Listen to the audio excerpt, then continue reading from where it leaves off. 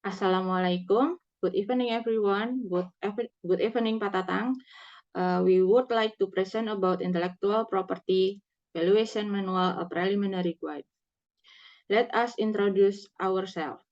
We are from that group to consist of Sis Ika Puspitasari, also consists of me Sinta Pratiwi.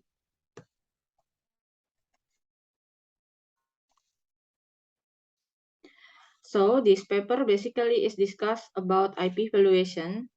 IP refers to creation of the mind such as invention, literary and artistic word, design and symbol, name and image used in commerce. IP can be sold, mortgaged, or disposed of like any ordinary property.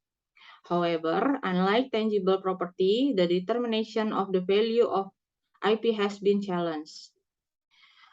With this manual on IP valuation, it is envisioned that epic economists can present to general public, particularly the MSMEs, how IP can be valued and why it's important to come up with an IP valuation mechanism.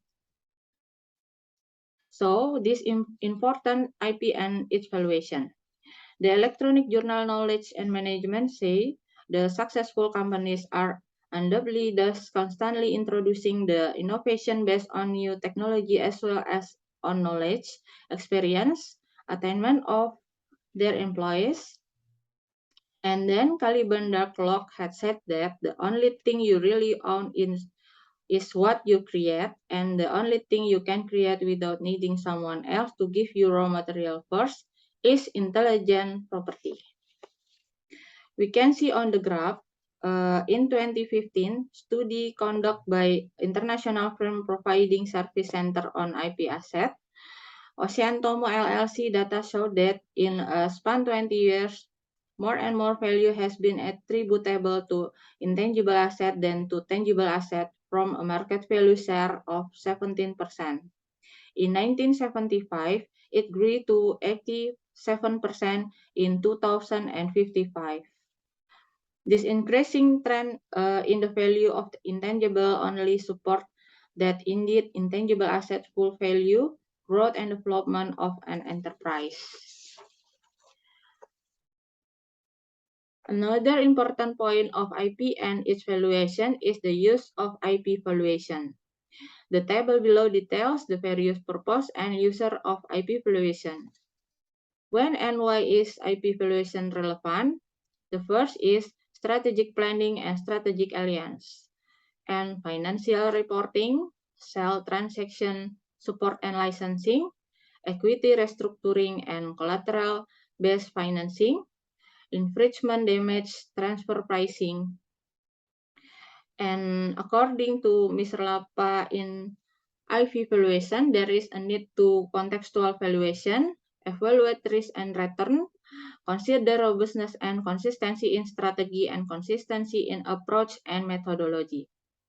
For MSM, it is important for them to know how to determine the value of their IPs from conceptualization of their business, sale of business, acquisition, merger, financing, securitization, franchising to licensing or even liquidation. For purpose of reference here under are the basic description of the concept and definition of the various kind of IPR, which is a patent, utility model, industrial design, trademark, copyright, trade secret, geographical indication, layout design of integrated circuit. And then another intangible asset in addition to the aforementioned IPRs, there are other forms of intangible asset which may not be legally defined by any existing laws but are considered valuable in accounting context can be given a value.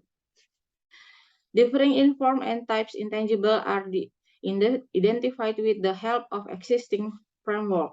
The first is business and economic theory, and then conceptual framework and regulatory framework. Developed by Professor Michael Porter, 5 forces help in understanding the competitiveness of a business environment as well as in identifying the potential of the business strategy. Porter 5 force are threat of the new entry, supplier power, threat of substitution, buyer power, and also competitive rivalry. For conceptual framework, is term that now being used more and more often as the collective name for the new performance driver in enterprise. It covers the different types of capital that may be further classified into intellectual property and intellectual asset. The common attribute consists of intellectual property, intellectual asset, and intellectual capital. Regulatory framework, the IFRS category intangible asset into the following categories. The first is customer related, technology based, contract based, marketing related, artistic related, and then intangible asset can provide significant economic advantage for the following reason. First, can be a main value driver, provide premium pricing, create a cost advantage, overcome create barrier to entry, establish technological superiority, enhance market share, and then represent currency in transaction. Below are example of value driver for intangible assets. Time since commencement of business and growth profitability trend over that time horizon. Consumer awareness, recognition, and acceptance, market share, ongoing capital requirement, economic condition, and technological advancement. For mapping IPS and other intangible asset in business consists of in stage 1, seed and development, stage 2, startup, stage 3, growth and establishment, stage 4, expansion, the last stage, stage 5, sustainability and possible exit. Okay, the next slide will be continued by Sis Ika Puspitasari. Thank you, Mbak Sinta. Let's continue with part of methodologies in IP valuation. For IP valuation, there are two methods here, which are qualitative and quantitative. For the qualitative is the art part of evaluation, which is evaluation using different indicators like quality and potential of the IP in terms of strength, weakness, validity of protection, geographic, and so on.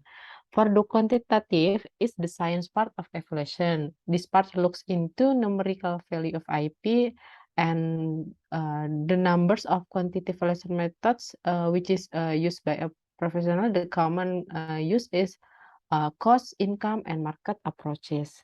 Both methods need consideration some factors such as business commercialization opportunity, market condition, and the marketability of resultant product and services.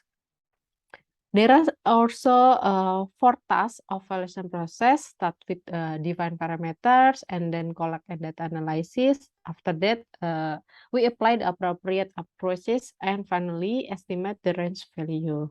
Next.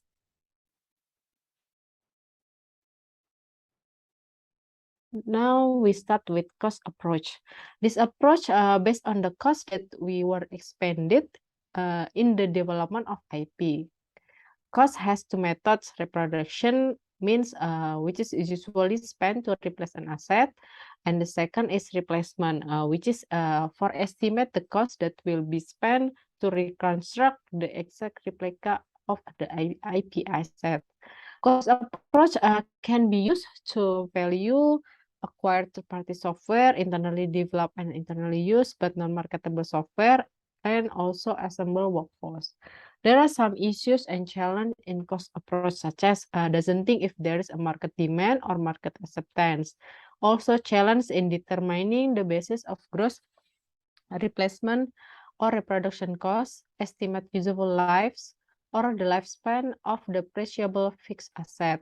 And also the issue how to calculate the economic depreciation and remaining economic lives. Next.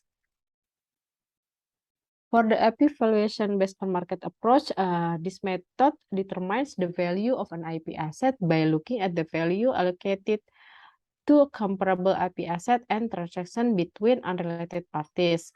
It has two methods, direct market value method and analogy method. Market approach estimate the asset by value. Market approach estimate the asset's value by looking at similar asset that may have been sold or licensed. Also, quoted prices in active market and circumstances at the asset portfolio, understanding the future economic benefit. Market approach can be used to value such as frequency or spectrum, internet domain names, and listing rights. There are also some issues here, such as difficulty in finding comparable asset to base the market approach on due to the IP asset uniqueness and innovativeness. Also in making appropriate adjustment to market-based data and in having non-robust basis due to financial basis. Next, the last approach is income approach. In income approach, the base value on the income's IP is expected to generate in the future, and the economic benefit will bring a company over its usable economic life. There are 4 methods here, but the common use is relief from royalty and multi-period excess earning method. And relief from royalty in this method, money is being saved because there is no longer payment for royalty. And there is a formula here for asset allocation, and this is based for trademark and evaluating trademark or trade names. The second is a multi-period excess earning method. In this method, forecast the cash flow that are attributable solely to the intangible assets. This is best for evaluating customer relationship and technology. There are also other technology valuations such as asset allocation, rule of thumb, and profit split. On the other hand, there is also still issue and challenge in this method, which is identifying the economic income specifically attributable to the IP or asset that is being valued. Next. These are 6 steps to calculate technology valuation using multi-period excess earning method. With each step has its formula. Next. And this is just an example how to calculate IP calculation by income-based method, RFR method, and MEEM approach. Next. There are also about technology valuation using multiple indicators based on PatSnap 2017. There are R&D strength and invention, trending technology, and so on. There are also 12 steps of technology valuation, like mentioned here. And the valuer has also to conduct the industry analysis to analyze the string between interrelativities of this asset with each other, such as industry analysis, value driver, value creation timeline, and regulatory. Next. In resume of this slide, IP valuation still have a limitation. That must pay attention to time risk surrounding because IP is unique and this is depending on innovation so that the consistency in value still issue, especially for patents. IP also need to be bundled with the business to get loan, and then IP valuation has many perspectives from owners and also the buyers, which is often seen from large company. And not all the IP can be recognized as an intangible asset in accounting rules. IP valuation also still has implication for tax, such as royalty, and finally, the IP value still depends on the size of business and technology. On the right side is the report sample to consider when we want to make an IP valuation report. Next. This is some key consideration that we need to identify the different kinds of intangible asset, and then IP must be properly protected and inventoried. We need also to determine the use of and relevance of the IP evaluation based on the purpose. As contextuals, evaluatrice and return is important.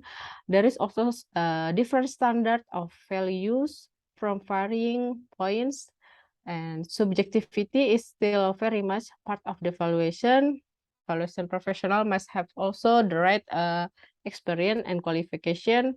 And the important purpose of evaluation is consensus, and tax is still consequences that is effect on profit and net income.